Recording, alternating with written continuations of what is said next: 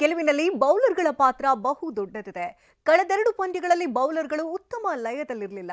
ಆದರೆ ಮೊದಲನೇ ಕ್ವಾಲಿಫೈಯರ್ನಲ್ಲಿ ಫೈರ್ನಂತೆ ಬೌಲಿಂಗ್ ಮಾಡಿದ್ರು. ಈ ಪೈಕಿ ಸುಯಶ್ ಶರ್ಮಾರದ್ದು ಸಿಂಹಪಾಲು. 3 ತಿಂಗಳು ಆಸ್ಪತ್ರೆಯಲ್ಲಿದ್ದಂತ ಸುಯಶ್ ಎದ್ದು ಬಂದಿದ್ದೇ ಒಂದು ರೋಚಕ ಕಥೆ. ಈ ಕುರಿತ ಇಂಟ್ರೆಸ್ಟಿಂಗ್ ಸ್ಟೋರಿ ಇಲ್ಲಿದೆ. ಫೈನಲ್ಗೆ ಎಂಟ್ರಿ ಕೊಟ್ಟ ಆರ್ಸಿಬಿ ಅಭಿಮಾನಿಗಳ ಸಂಭ್ರಮಾಚರಣೆ. Final entry. 9 ವರ್ಷಗಳ ಬಳಿಕ ಆರ್ಸಿಬಿ ತಂಡ ಫೈನಲ್ಗೆ ಲಗ್ಗೆ ಇಟ್ಟಿದೆ. ಪಂಜಾಬ್ ತಂಡವನ್ನ ಅವರ ತವರು ಮೈದಾನದಲ್ಲೇ ಮಣಿಸಿ ಐಪಿಎಲ್ ಟ್ರೋಫಿ ಎತ್ತಿ ಹಿಡಿಯಲು ಇನ್ನೊಂದೇ ಮೆಟ್ಟಿಲು ಉಳಿಸಿಕೊಂಡಿದೆ.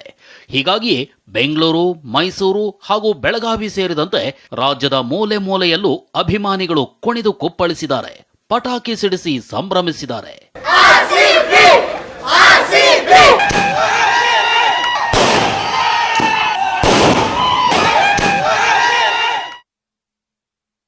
ಆರ್ಸಿಬಿ ಬೌಲಿಂಗ್ ದಾಳಿಗೆ ಪಂಜಾಬ್ ಪತನ.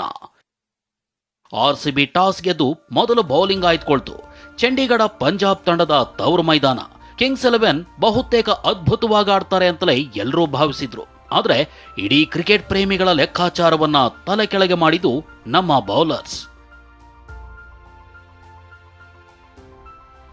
ಭುವನೇಶ್ವರ್ ಕುಮಾರ್ ಮೊದಲ ಓವರ್ ಹಾಕಿ ಪಂದ್ಯವನ್ನ ಶುರು ಮಾಡಿದ್ರು. ಆದ್ರೆ ತಂಡಕ್ಕೆ ಜೋಶ್ ತಂದು ಕೊಟ್ಟಿದ್ದು ಯಶ್ ದಯಾಳ್. ಹೌದು, ಯಶ್ ದಯಾಳ್ ಎಸೆದ 2ನೇ ಓವರ್ನ 2ನೇ ಬಾಲ್ನಲ್ಲೇ ಮೊದಲ ವಿಕೆಟ್ ಪತನವಾಯಿತು.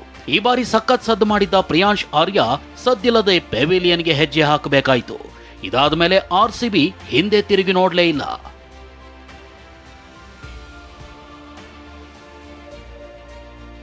ಆರ್ಸಿಬಿ ಬೌಲರ್ಸ್ ಪರಾಕ್ರಮ ಹೇಗಿತ್ತು ಅಂದ್ರೆ, ಯಶ್ ದಯಾಳ್ 4 ಓವರ್ಗಳಲ್ಲಿ 26 ರನ್ ಕೊಟ್ಟು 2 ವಿಕೆಟ್ ಕಬಳಿಸಿದ್ರು. ಜೋಶ್ ಹೇಜಲ್ವುಡ್ 3.1 ಓವರ್ಗಳಲ್ಲಿ 21 ರನ್ ನೀಡಿದ್ರೆ ಪ್ರಮುಖ 3 ವಿಕೆಟ್ ತಮ್ಮದಾಗಿಸಿಕೊಂಡ್ರು. ಹಾಗೆ ಸುಯಶ್ ಶರ್ಮಾ 3 ಓವರ್ನಲ್ಲಿ 17 ರನ್ ನೀಡಿ 3 ವಿಕೆಟ್ ಕಿತ್ತರೆ ಭುವನೇಶ್ವರ್ ಹಾಗೂ ರೊಮ್ಯಾರಿಯೋ ಶೆಫರ್ಡ್ ತಲಾ 1 ವಿಕೆಟ್ ಬೀಳಿಸಿದ್ರು. ಹೀಗೆ ಆರ್ಸಿಬಿಯ ಮಾರಕ ದಾಳಿ ಪಂಜಾಬ್ ತಂಡವನ್ನ ಕೇವಲ 101 ರನ್ಗೆ ಕಟ್ಟಿಹಾಕ್ತು. ಹೆಚ್ಚು ರನ್ ಕೊಡದೆ ಆಲ್ ಔಟ್ ಮಾಡಲಾಯಿತು. ಇದುವೇ ಆರ್ಸಿಬಿಗೆ ಗೆಲುವಿನ ಮಾಲೆ ಧರಿಸಿ ವಿರಾಜಮಾನವಾಗುವಂತೆ ಮಾಡಿದೆ. ಫಿಲ್ ಸಾಲ್ಟ್ ಇಷ್ಟ ಆಯ್ತು. ಸುಯಶ್ ಶರ್ಮಾ ಚೆನ್ನಾಗಿ ಆಡೋರು. ಬೌಲಿಂಗ್ ಇವತ್ತು ಎಲ್ಲರೂ ಚೆನ್ನಾಗಿ ಆಡೋರು ಇವತ್ತು. ಹೌದೌದು, ಇವತ್ತು ಬೌಲಿಂಗ್ ಸೂಪರ್ ಆಗಿತ್ತು. ವಿಕೆಟ್ಸ್ ಎಲ್ಲ ತುಂಬ ಚೆನ್ನಾಗಿ ತಗೊಂಡ್ರು. ಆರ್ಸಿಬಿ ಸಖತ್ತಾಗಿತ್ತು ಮ್ಯಾಚ್ ನೋಡೋಕ್ಕೆ. ಆ್ಯಕ್ಚುಲಿ ಪಂಜಾಬ್ ಕಿಂಗ್ಸ್ ಇನ್ನೂ ಚೆನ್ನಾಗಿ ಮಾಡೋದಿತ್ತು ಅಂತ ನಾವು ಅಂದ್ಕೊಂಡಿದ್ವಿ. ಬಟ್ ಆರ್ಸಿಬಿ ತುಂಬ ಚೆನ್ನಾಗಿ ಮಾಡಿತು. We are always RCB supporters and this time we gonna make it. ತುಂಬ ಖುಷಿ ಆಗ್ತಾ ಇದೆ ಆರ್ಸಿಬಿ ಗೆದ್ದಿದ್ದು. ತುಂಬ ಎಕ್ಸೈಟೆಡ್ ಆಗಿದ್ದೀವಿ ಫೈನಲ್ಸ್ಗೆ. ಈ ಸಲ ಕಪ್ ನಮ್ಮದೇ. ತುಂಬ ಖುಷಿ ಆಗಿದೆ. ಅದು ಇಷ್ಟು ಕಮ್ಮಿ ಸ್ಕೋರ್ ಮಾಡಿ ಅದನ್ನ 10 ಓವರ್ಸ್ ಒಳಗಡೆ ವಿನ್ ಮಾಡಿರೋದ್ರಿಂದ ತುಂಬ ಖುಷಿ ಆಗಿದೆ.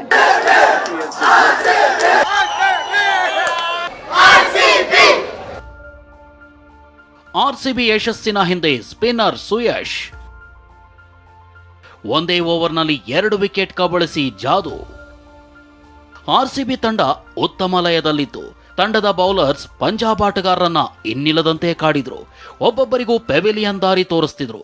ಆಗ ಕ್ಯಾಪ್ಟನ್ ರಜತ್ ಪಾಟಿದಾರ್ 8ನೇ ಓವರ್ ಅನ್ನ ಸುಯಶ್ ಶರ್ಮಾರ ಕೈ ಕೊಟ್ರು. ಆಗ ಸುಯಶ್ ತಂಡದ ಆಟಗಾರರ ನಂಬಿಕೆ ಹುಸಿ ಮಾಡಲಿಲ್ಲ. 8ನೇ ಓವರ್ನ 2ನೇ ಎಸೆತದಲ್ಲೇ ಶಶಾಂಕ್ ಶರ್ಮಾರನ್ನ ಕ್ಲೀನ್ ಬೌಲ್ಡ್ ಮಾಡಿದ್ರು.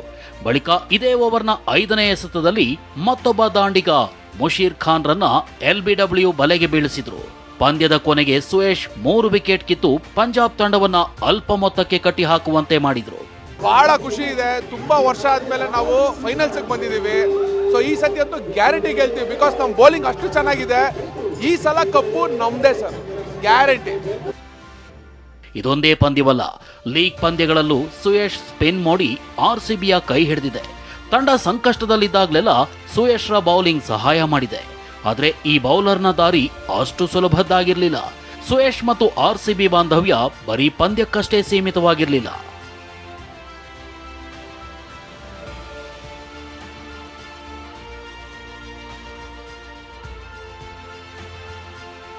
ಅನಾರೋಗ್ಯದಲ್ಲಿ ಸುಯಶ್ ಕೈ ಹಿಡಿದಿದ್ದ ಆರ್ಸಿಬಿ 18 ವರ್ಷಗಳ ಕನಸಿಗೆ ಸುಯಶ್ ಶಕ್ತಿ. ಇದು ಇವತ್ತು ಮಿಂಚಿ ಎಲ್ಲರೂ ಕೊಂಡಾಡ್ತಿರೋ ಸುಯಶ್ ಶರ್ಮಾರದ್ದೇ ಫೋಟೋ. ಅಷ್ಟಕ್ಕೂ ವಿಷಯ ಏನು ಅಂದ್ರೆ ಸುಯೇಶ್ ಶರ್ಮಾರ ತಂದೆ 2021ರಲ್ಲಿ ಕ್ಯಾನ್ಸರ್ಗೆ ಬಲಿಯಾದ್ರು. ಈ ನೋವು ಮಾಸೋ ಮುನ್ನವೇ ಇವರ ಬಾಲ್ಯದ ಕೋಚ್ ಕೋವಿಡ್ಗೆ ತುತ್ತಾದ್ರು. ಎರಡೆರಡು ಸಾವುಗಳಿಂದ ಈ ಬೌಲರ್ ಕಂಗಾಲಾಗ್ಬಿಟ್ಟಿದ್ರು. ವಿಧಿಯಾಟ ಅದೆಷ್ಟು ಕ್ರೂರ ನೋಡಿ. ಈ ನೋವುಗಳ ಮಧ್ಯೆ ಸುಯೇಶ್ಗೆ ಕಾಡೋದಕ್ಕೆ ಶುರು ಮಾಡಿದ್ದು ಹರ್ನಿಯಾ ಸಮಸ್ಯೆ.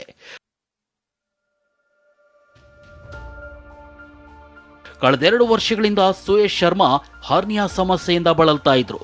ಈ ಸಮಸ್ಯೆ ಇವರನ್ನ ಇನ್ನಿಲ್ಲದಂತೆ ಕಾಡಿತ್ತು. ಈ ಸಮಯದಲ್ಲಿ ಸುಯೇಶ್ ಕೈ ಹಿಡಿದಿದ್ದು RCB ಫ್ರಾಂಚೈಸಿ. ಸುಯೇಶ್ರನ್ನ ಲಂಡನ್ಗೆ ಕರ್ಕೊಂಡು ಹೋಗಿ ಚಿಕಿತ್ಸೆ ಕೊಡಿಸಲಾಗಿತ್ತು. ಹೀಗೆ ಸುಯೇಶ್ 3 ತಿಂಗಳು ಹಾಸಿಗೆಯಲ್ಲೇ ಇದ್ರು. ಅದಾದ ಬಳಿಕ ಫೀನಿಕ್ಸ್ನಂತೆ ಎದ್ದು ಬಂದ್ರು. RCB ತೋರಿಸಿದ ಪ್ರೀತಿಗೆ ಭಾವುಕರಾಗಿದ್ರು. RCB ने मेरे पे इतना फेथ दिखाया, इन्होंने मेरे पे इतना इन्वेस्ट किया, क्योंकि आप जब तक मैच नहीं खेल लेते, आप होता है एक बंदा जिसने पहले परफॉर्म किया हुआ है, या तो मैं खेला हूँ और मैं लास्ट ईयर मैच भी नहीं खेला. मैं बहुत खुश हूँ मेरी सर्जरी हुई. मैं मतलब जिस ट्रैक पे मैं अब हूँ वो शायद पहले नहीं था. जो भी होता है अच्छे के लिए. ಇಷ್ಟೆಲ್ಲ ಮಾಡಿರೋ ಫ್ರಾಂಚೈಸಿಗಾಗಿ ಸುಯೇಶ್ ಏನ್ ಬೇಕಾದರೂ ರಿಸ್ಕ್ ತಗೊಳ್ಳೋಕೆ ಸಜ್ಜಾಗಿದ್ದಾರೆ. ಈ ಸಲ ಕಪ್ ಗೆಲ್ಲೋದೊಂದೇ ನನ್ನ ಗುರಿ ಅಂತ ಪಣ ತೊಟ್ಟಿದ್ದಾರೆ. अभी मेरा बस एक ही गोल है कि हम इस साल जीतें. सीरियसली मेरा ये गोल है अभी कि हम इस साल कप उठाएं, और उसके अलावा मेरा कोई गोल नहीं. ಸುಯೇಶ್ ಬೌಲಿಂಗ್ಗೆ ಫಿದಾ ಆಗಿದ್ದ ಕೊಹ್ಲಿ. ಇನ್ನು ಸುಯೇಶ್ ಶರ್ಮಾ ಬೌಲಿಂಗ್ ಅಂದ್ರೆ ವಿರಾಟ್ ಕೊಹ್ಲಿಗೆ ಅಚ್ಚುಮೆಚ್ಚು. ಈ ಹಿಂದೆನೂ ನೆಟ್ ಪ್ರಾಕ್ಟೀಸ್ ವೇಳೆ ಕೊಹ್ಲಿ ವಾಹ್ ಎಂಬ ಉದ್ಗಾರ ತೆಗೆದಿದ್ರು. ಒಗ್ಗಟ್ಟಿನ ಪ್ರದರ್ಶನದ ಮೂಲಕ RCB ಫೈನಲ್ಗೆ ಎಂಟ್ರಿ ಕೊಟ್ಟಿದೆ. ಕಪ್ಪೆತ್ತಲು ಇನ್ನೊಂದೇ ಮೆಟ್ಟಿಲು ಬಾಕಿ ಇದೆ. ಇಡೀ RCB ಅಭಿಮಾನಿಗಳ ಚಿತ್ತ ಮಂಗಳವಾರದ ಫೈನಲ್ ಪಂದ್ಯದತ್ತ ನೆಟ್ಟಿದೆ. Mahesh, sports bureau, TV9.